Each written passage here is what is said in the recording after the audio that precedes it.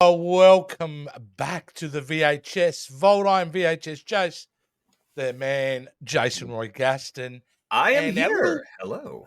we are doing the second part of our little mini retrospective on Beetlejuice. Indeed, we are, And because tonight whenever you're doing the Alien and Predator movies, doing Beetlejuice right in the middle of it makes sense makes in sense. a way, Makes sense. if you're crazy. So It we are does. obviously back doing Beetlejuice. Beetlejuice. Indeed, we Now are. we were going to be joined by our guest host from last week, Yes, David Jones, but the incomparable David Jones. Yes. he's decided work is more important. And What? unfortunately couldn't make it tonight. But we You wish him know. the best because You know yeah, what though? I'm glad he has work because he's awesome, and yes. whenever he told me, hey, I'm sorry I can't make it, I have work. I was like, that's amazing, congratulations, I love it. So He if you were here to see a very sexy man with a chiseled jaw and charming personality, I'm still here. yeah. But the better looking man is not, and I apologize. If you do want to see David, he was with us on the review of the original Beetlejuice just last week. So go back there after you watch this. Yeah, Well, after. it is fair to say he's in the industry where it's not like, oh, can we rebook it? What happened to you, dude? You disappeared. I There you accidentally go. hit a You're button. back. I'm sorry. I accidentally hit the space bar. Apparently the space bar does this, Yeah, and I'm just back. delete you. I'll have to remember that when we start I'll do- disagreeing on this Home, film. home, home. There you go. No, to David though, yes. Best of luck, mate. You'll see him around. We'll have him back soon enough. So we Absolutely, are talking Beetlejuice, Beetlejuice. Now we have both seen it. we have We seen it. both Yes, actually have done separate reviews on it. You've done one on the yes, Jason Roy and Gaston channel, which you can watch right now. I've done one on another channel, Pop Culture Spread, that I'm involved in. And I have not seen yours, and I assume you have not watched mine. We do know that I'm just no, being I have not. transparent, that we both come from different perspectives on this, but at a very basic level. We've not discussed this film at all until now. So let's get stuck into it. Beetlejuice, Beetlejuice. Let's get stuck into the theater experience. Did you have a good theater experience at least? I had a really good theater experience. The I went to go see an early show, so it was not packed, but it was a good audience and it was a lively audience, ironically, and I had a good time. Yes. I will say mine was different. I went in and I tried to book it into a normal time slot to go and see these films because there's a certain time slot me and Rick like to go and see the movies. For some reason, they had what they call the bed screening, where they put like beds down in the cinema and you can jump into a bed and watch the movies. I know something's going to go awry there somewhere, but they have that. So I couldn't book into that session. So I booked into the one immediately after, only to go in and it was a closed caption session. So I had to watch it with subtitles. So I'm sorry. I don't know I'm what's still going stuck on. on the whole bed thing. Yeah, yeah, they have certain screenings where they lay all these beds out and you Oh can my jump into a goodness. bed and there's a blanket, pillows, and you can watch the movie. So This yeah, I is had to my watch it with child. He was subtitles. conceived during a showing of Beetlejuice. We named him Charles after Charles Deeds. What do you mean? What did Jeffrey Jones do? Oh my God. We'll get into that. But essentially, let's just put it out. I'm going to put mine out there. I had a good time with this film. I did. I walked out feeling more positive about the film than negative. It is not without issues, and I'm sure we'll get into them. But honestly, I felt good what they did with the sequel. I don't hate it. Let me put it that way. But I think that the problems with this movie outnumber the positives. So that's Mm. where I'm at. I did not hate it Yeah, though. Everybody's like, "How could you hate this movie?" I don't hate it, and I know I came off yeah. very, I guess, negative in my review, which I still stand by everything I said. I don't Mm. hate the movie. It's just not great.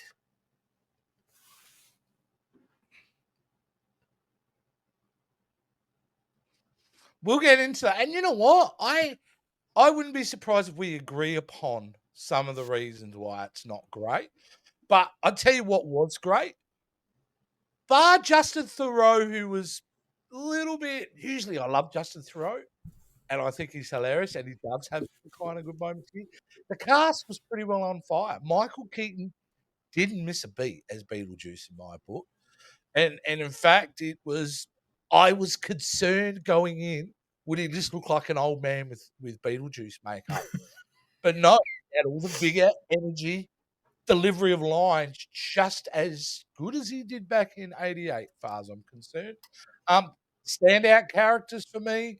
Well, what did you think on Michael Keaton? Okay, your face says it all. Before I go on to the next, did you not enjoy Okay, his okay. portrayal this Completely respecting the fact that Michael Keaton, I think I said 73 in my review, and I found out later, no, that's not right. He's either 68 or 69, so I added a few years on time?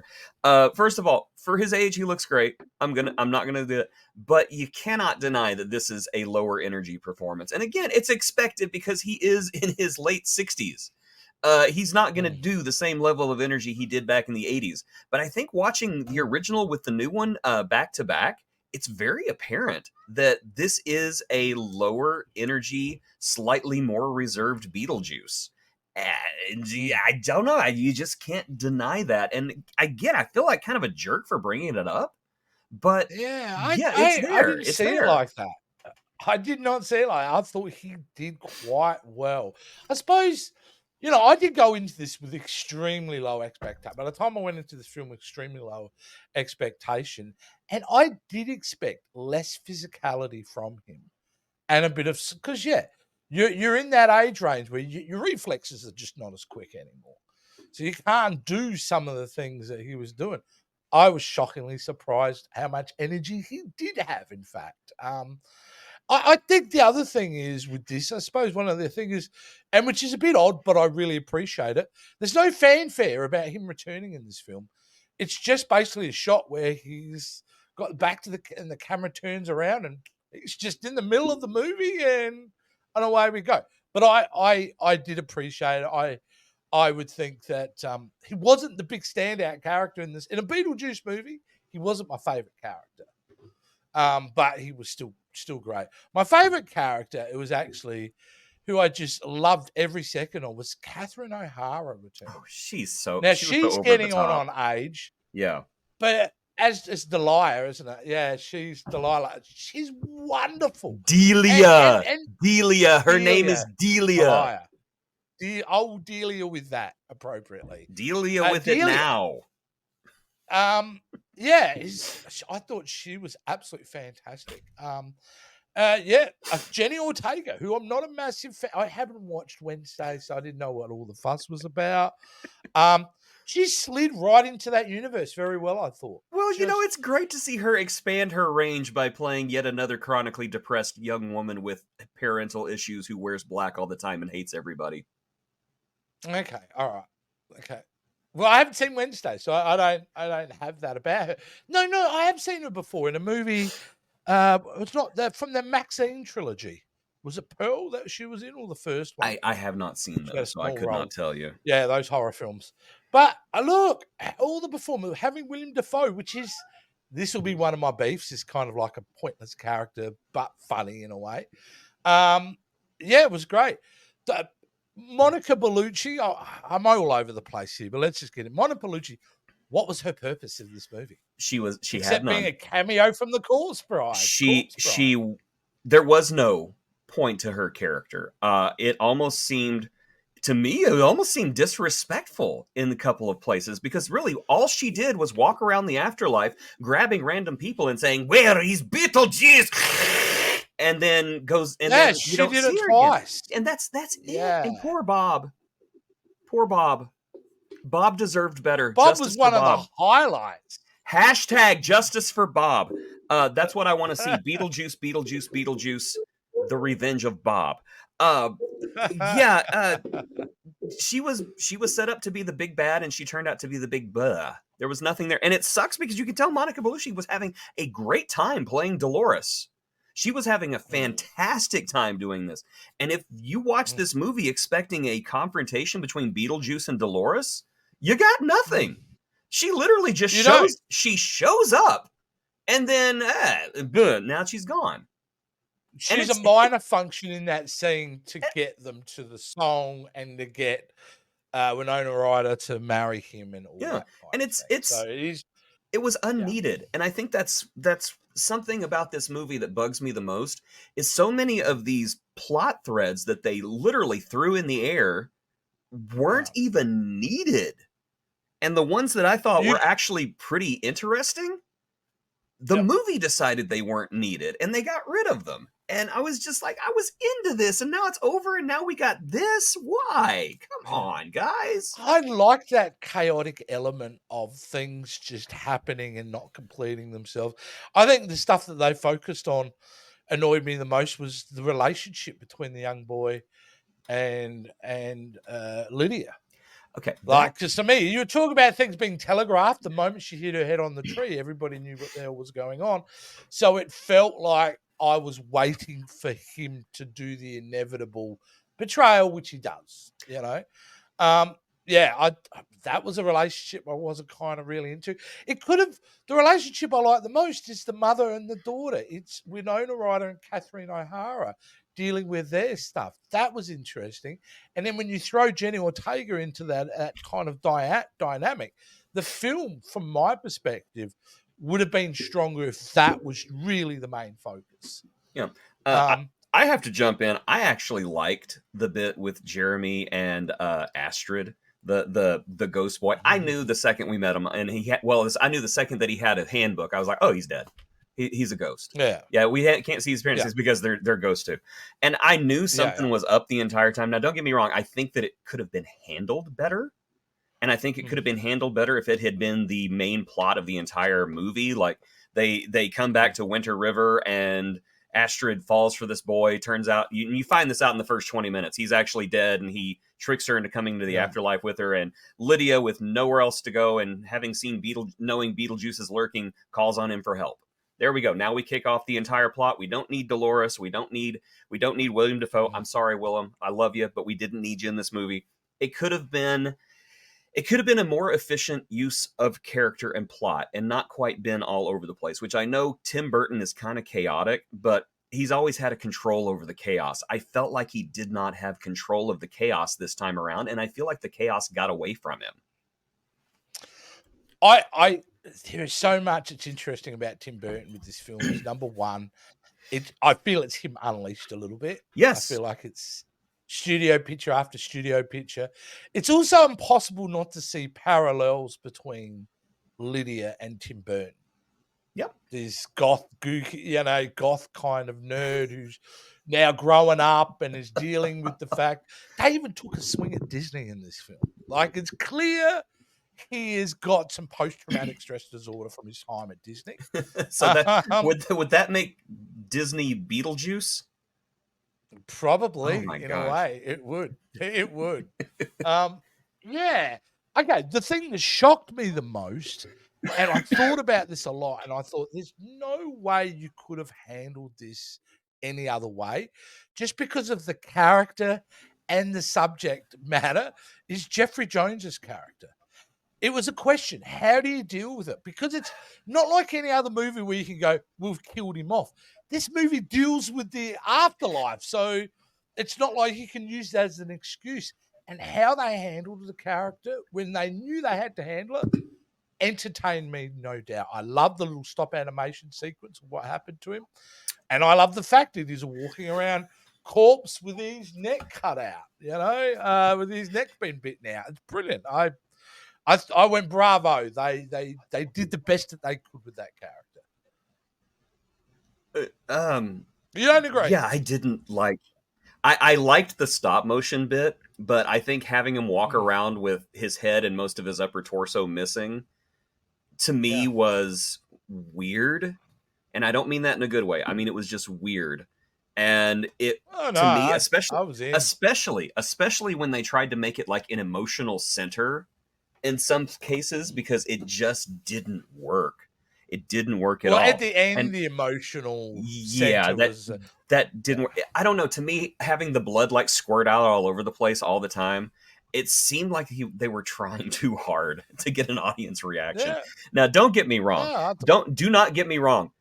Jeffrey Jones has no place in Hollywood anymore, and I don't ever want to see his disgusting ass again, ever. and Period. clearly that's what every Yeah. major studio believes. That's why he's Yeah. not involved in this production, rightfully. Right. But again, this is one of those plot lines that was not needed. It just wasn't. How do you deal with that character then? You don't. How do you deal with it? He left Delia years ago, and he's off bird watching somewhere in the world. And her and Lydia have a relationship now, and the person in the afterlife that they have the emotional connection to is Lydia's husband. That's it. We've got it right there. It just feels like it feels like Tim Burton has the rein. No, I feel like Tim Burton had the reins and it got away from him. I really do. Now, I'm going to say absolutely no disrespect to Tim Burton, because this is the best looking Tim Burton movie in a very, very long time. I honestly feel like we got like late 80s, early 90s Tim Burton back, and I love it. You know why? Because he's not making bloody scenes in giant spaces. Yes. If you look at some of his films, he has these giant like sets, these virtual environments, Alice in Wonderland, terrible movie. Charlie and the Chocolate Factory. Decent movie. All these like just really CGIs. No, he brought it back. There was, I would say this movie is 85, 90% practical. There were moments that were CGI, and there's no doubt. But mostly, the fact that they let the sandworms be stop animation again, I think is a beautiful touch. They would have looked weird if they weren't. But hey, we live for an era, Jason, that studios don't get that. Yeah, I know. I also think this film is suffering from what a lot of these films that we are experiencing, the legacy sequels, as we say. Now, more often than not, they don't work. If I was to think of 3 legacy sequel things that have actually worked, I can only think of 3. And we've had hundreds at this point. Okay, I know exactly what Force Awakens. Blade Runner. No! You monster. Okay. I like Blade Runner, but the top 3 I'm saying from a zeitgeist perspective. Okay, my third one. Yep. Tron? No. What? Okay. No, what are your 2? No, I'm thinking from the pop. Okay, don't even think about my opinion. Think about the popular zeitgeist. The 3 things that have worked big time. Oh, Ghostbusters Star Afterlife. Wars: The Force Awakens. No. Let me get it out, Jace. I have to guess. I have to show everybody how smart I am. Okay, fine. Go. Okay. I think actually the biggest legacy sequel and the best iteration of it is actually Top Gun Maverick. Yep. Top Gun Maverick. And then the third thing is not a movie, it's Picard Season 3. Oh, absolutely. They made it work. Yeah. So those 3 are good examples of paying homage to the movie you are. And in a way, it's kind of a soft reboot. Except for Picard, I suppose. But Top Gun Maverick and Force Awakens, in many ways, are kind of like a soft reboot. They work really well because they understand the balance of nostalgia and then trying to craft a new story. And Beetlejuice is 80% there. It doesn't get there, but it's 80% finding that balance. And it's Tim Burton. It is him unleashed. It's him taking chances and swinging and missing. And for the fact of that, I'm watching it and I'm getting that in the moment. And I suppose there's part of me going, like you, this is a Tim Burton I haven't seen since 88, 89. The Batman, Pee-wee's Big Adventure, Beetlejuice, Batman trilogy, the first 3 films he did. That very distinctive Tim Burton style was back. Is it sad that I still haven't seen Top Gun Maverick? I'm like the one person on Earth who hasn't seen it yet. Yeah, but I mean, look, if you don't, I'm not even saying I love Top Gun. You know what I mean? I wasn't a huge fan, but they did something quite special with that sequel. I've only seen Top Gun like in the last 2 years. That was the first time I've seen Top Gun. And I don't know why. It just never landed on my radar. Yep. Pardon the pun. But look, honestly, a lot of things that did work for me. I thought I would. Okay, here's something that really annoyed me actually. Before I go into something positive, the funeral scene and the use of the song bothered me because I'm going, oh, you're diminishing a really joyous moment and a fun moment from the original film by having choir boys now singing at his funeral. But it was saved with what I could think a genius choice of song. The fact they went different with the musical sequence, and it went the full song. Normally, you'd get me checking out. I'm loving every second of that in the finale. It was one of the strongest moments of the movie for me. And all just taking place in a small church.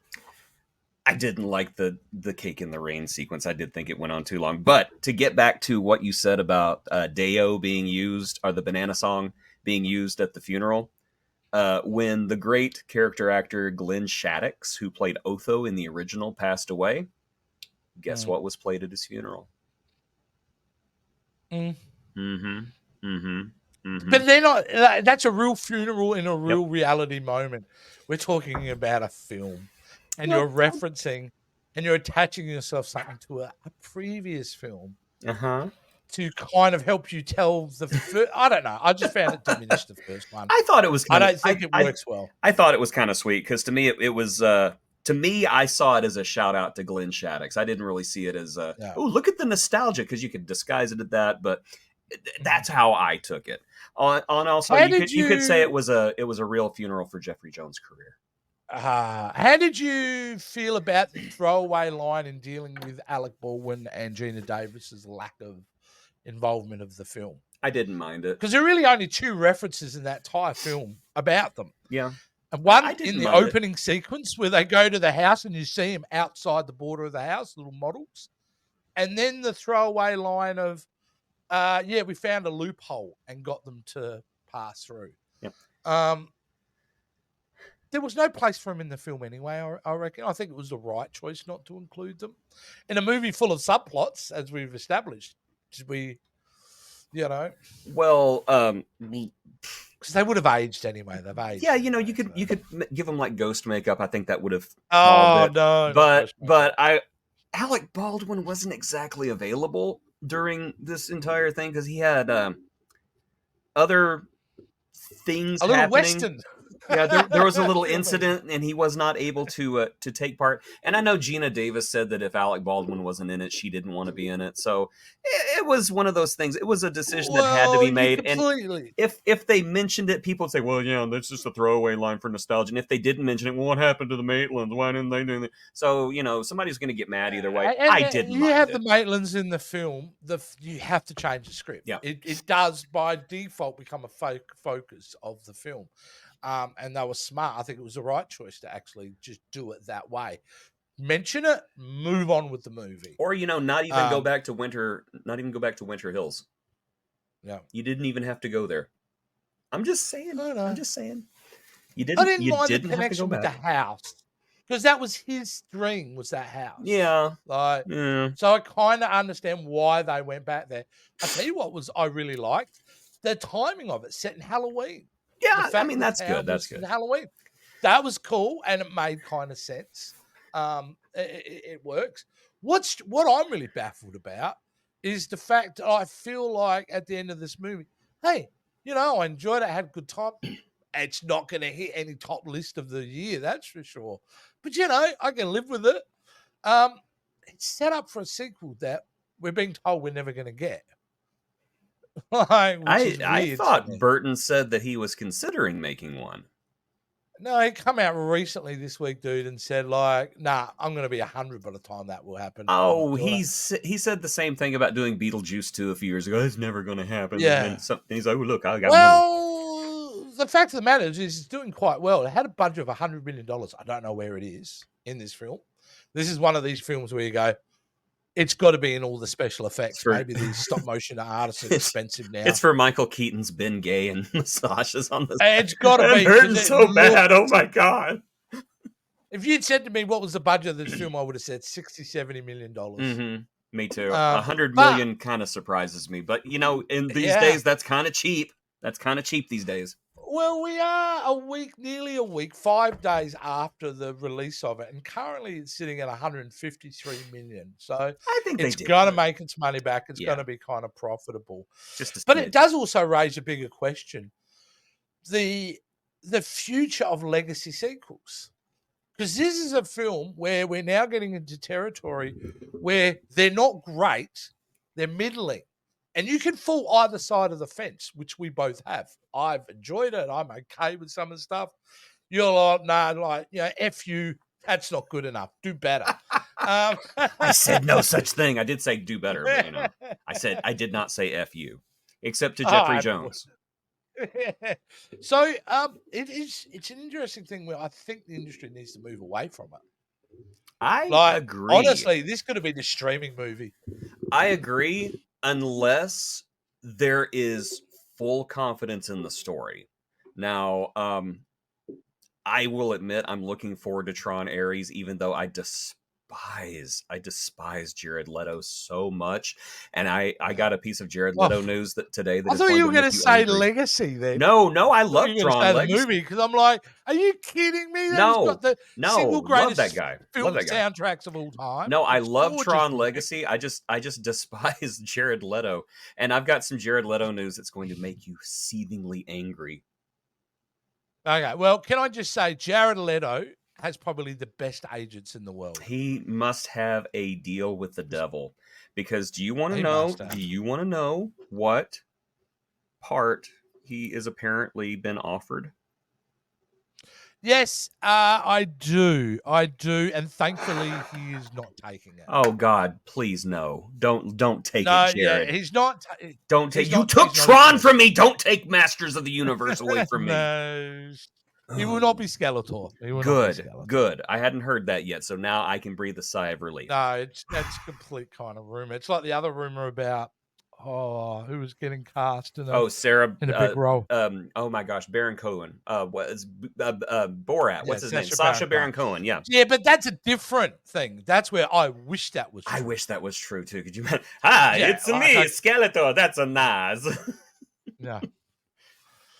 So William Dafoe's character, I gotta say, I know it's pointless, and I've established I thought it was pointless, but damn, I love the idea of it. Oh, he was an actor playing a cop who then in the afterlife becomes a cop. And I love that he played it like he was acting in the movie. We saw bits of him rehearsing in front of the mirror. The fact that he would do the atypical, walking up and down constantly, and just little touch like that, that every time that his secretary would come in with a cup of coffee. I just loved it that he was, in his mind, he was still an actor. So I actually dug that quite a lot, even though it makes no sense and he brings no value to the end of the movie whatsoever. Yeah, I love Willem Dafoe. I just love the guy to pieces. But yeah, this movie could have done without him, and I actually wasn't a fan of his part. Every time he was on screen, and every time he was doing the whole "I'm an actor playing a cop who's now a cop" thing, I just inwardly face palmed. I just didn't. Oh, did you really? I didn't think it was funny. I didn't think it was funny. I was vibing. And there is no moment in this film that I'm laughing out loud. Let me just say that. No, I don't think that there was. I think there was one or two parts that I kind of laughed at, but yeah, it's kind of light and amusing internally rather than being laugh out loud moments. It is. What about Justin Theroux's performance then? What did you think of that? It's really odd, isn't it? He's a funny dude. You want to talk about You want to talk about a telegraphed betrayal? Like the second that he shows up, I was just like, oh yeah, he's just in it for the money. That's it. Yeah. Well, like he's cast to play the douchebag, right? Mm-hmm. Which is perfect to play that role. And again, I have seen him in things where he is really funny. So you thought he would have had it, but he wasn't quite vibing on the same frequency as everyone else. No. So and his portrayal was very atypical of a douchebag, wasn't he? It was all about himself. The whole proposal at the funeral. Very narcissistic, yeah. Yeah, I like the line. I like that little interaction between him and Kenny Ortega when he was going, I wrote a poem, and she calls him on it. And that's what I loved about her, that she was, in fact, representative of a modern day audience. Do Mm-hmm. you remember that moment where he's trying to connect with her? Oh, and yeah. He said, "Oh, yeah. How are I've you written a doing, poem." fellow teenagers? Yeah, exactly. And she rips him apart. So, and I think that's why I like her in this film, is because, yeah, she is that perspective. She's that modern. She's not taking any crap. She's dealing with stuff herself. She thought her mum was a liar her whole life. Yeah. So yeah, But here's the thing. Lydia has, well, up until right before this movie started, she had 2 eyewitnesses who could have backed up her story. Hey, there was this trickster demon that tried to get me to marry him. Oh, Mom, you're so full of crap. No, it's true. Charles and I were there too. We had pictures. Look at this. You can't see the feet at the bottom. Why did they never come to their daughter's defense is what I want to know. I just think she was so self-involved, as she always was. Catherine Hart, like, she plays that perfect, where she is running on a whole different narrative in her head than whatever's happening in the scene. But she literally had a sculpture of Beetlejuice at the end of the first movie. She would have told everybody where it came from. Like, this is the man who tried to marry my underage daughter. And it could be also part just trying to protect which makes no sense either. But either way, look, I think I will say, I think it's more, this time, it is more focused towards being a family feature, where I think the original film is what it was. It was raunchy. And they didn't know what audience would land with it. And I think they were probably shocked to know it landed all 4 quadrants, as they would say. This film, there is an absolute attempt to kind of steer it towards that PG territory, even though we have elements of, he did try to say the F word twice. Neck missing. Yeah, he did try to say the F word twice, and he had to bleep out the last one, which I thought was kind of weird. But I was like, they really, here's the problem. That was forced. And no matter what moment in the movie they were going to do, it was because it's a callback to the thing about it. But I kind of liked the first time he did it, whenever he sent Jeremy to hell. That was just like, Beetlejuice. Yeah. Yeah. I, unlike probably Beetlejuice fans out there, this isn't a movie that I think I'll go back and revisit, even though I enjoyed it. I had a good time with it. I didn't feel like I was getting ripped off. I've seen it. I've gone, thanks for the nostalgia, guys. I get it. Wasn't perfect. But it is a film that won't. I just hope it doesn't damage the legacy of the original, which I don't think it has. But yeah, I don't see any desire to have to go back and watch regularly. And I would say I'd seen Beetlejuice a dozen times. I won't be seeing this a dozen times. I will probably watch it one more time just to see if I'm not just being like super grumpy. Maybe I will like it a little bit more than I did the first time. But I don't know. Right now, I don't want to say cold, but I'm not exactly warm on it either. I'm somewhere in the middle, where you take a bath where it's not too hot, it's not too cold. You just kind of sit there and say, well, this is fine. This is fine. Yeah, and that's what it is. And you know what, dude? This is the problem. I'm getting a lot of this out of these legacy sequels. It's fine. I'll deal with it. Yeah, okay, move on. I think this is. I'm really happy this film got made. I'm glad that Michael Keaton at his age was able to do such a great job with it, and I still stand by that. I'm really happy that Tim Burton got a way to release himself creatively. So I can't wait to see what he does next, because I think what he does next will be one of the more interesting choices, because he's not attached to the hit with Disney anymore. To me, it sells me that Jenny Ortega can take, even though I haven't seen Wednesday, she can take from the small screen and certainly get on the big screen in films and be quite good. Stop casting her as depressed girls, please. Cast her as something different, please. Yeah. Otherwise, I'm going to get very tired of her. Please. I don't want to cast again who she was cast in. Was it Pearl or the other one? I know I'm forgetting. Where she played a porn star. So we don't want that either. Please. I haven't seen Give her something else to do. Apparently, we just watch a different set of movies. I don't know. You're a big horror fan. I'm shocked you haven't seen those. I haven't seen that trilogy. Yeah, they're quite good. That Mia I've Goth heard is I've heard they're good. I'll probably incredible sit down fun. and watch them, but She's really good. She's really good. Yeah. And gets to play so different roles in each three of them, which is great. So they're sequels, yeah, and anthology at the same time. Party. Very, very cool. This film, do we get a sequel? Make a prediction. Are we rolling out in a few years' time to see Beetlejuice, Beetlejuice, Beetlejuice? I believe so. I honestly, I don't think that a movie that has set records like this one did is going to go sequelless. And I think it's going to be one of those things where the studio is going to go up to Tim Burton and say, "We want a sequel to Beetlejuice." He's going to say no, and then they're going to say, "Well, we're going to give it to somebody else." He'll go, "Fine," and then he'll give us something weird and wacky. Well, I'll tell you what, unless you pull it out in the next couple of years, I say no, we're not getting one. I just think Michael Keaton's aged out of it. I think that was his last hurrah. Yeah, I think that if they step on it and start working on it and release it within a couple of years, I think it could be doable.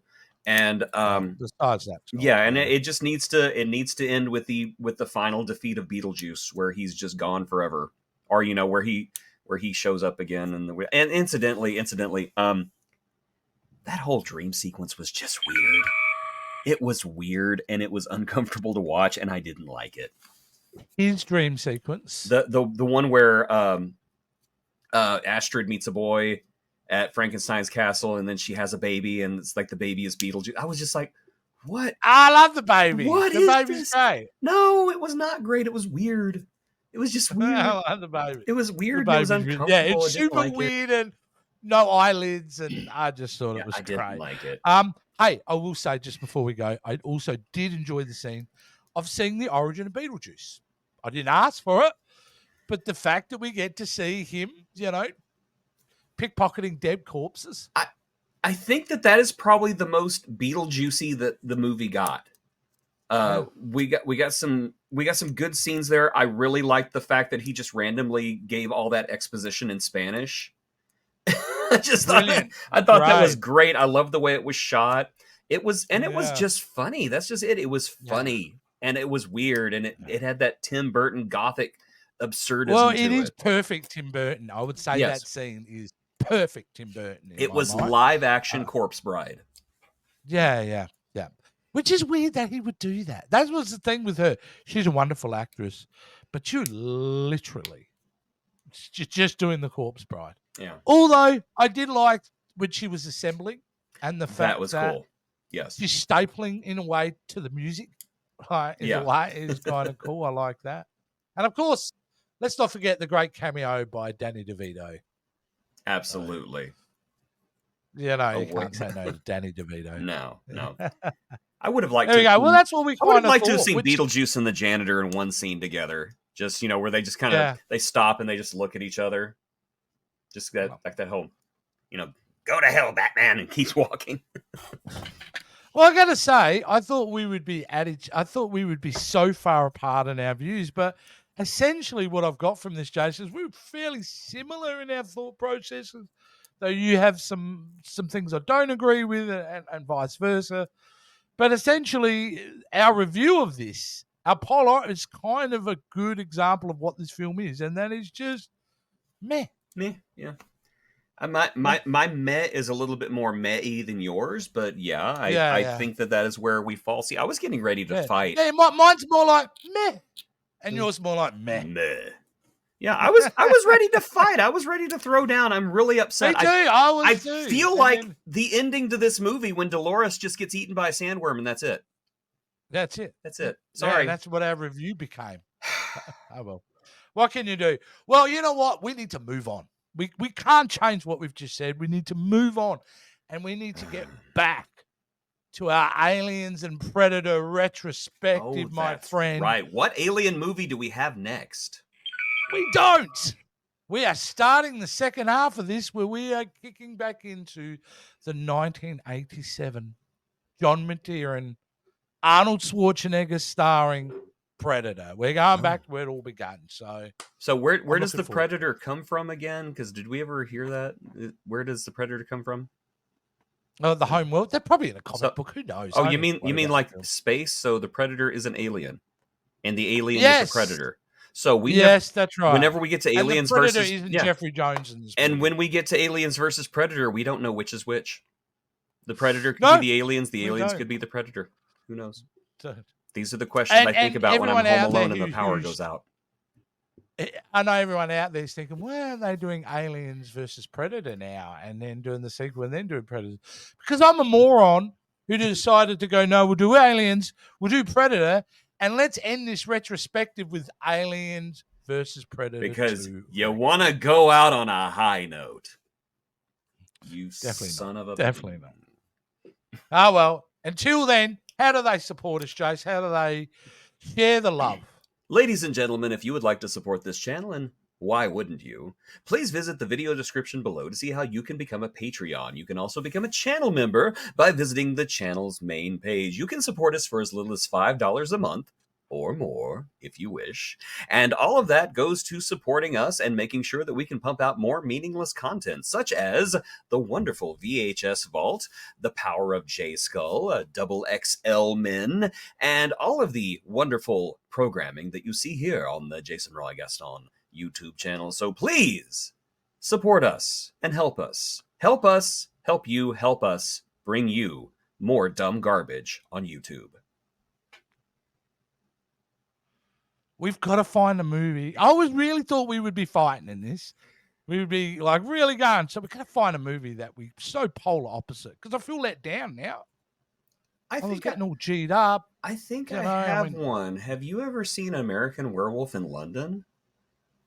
Dude, I love that. Have you ever seen the sequel? Yes, which is garbage. I like it. Dang.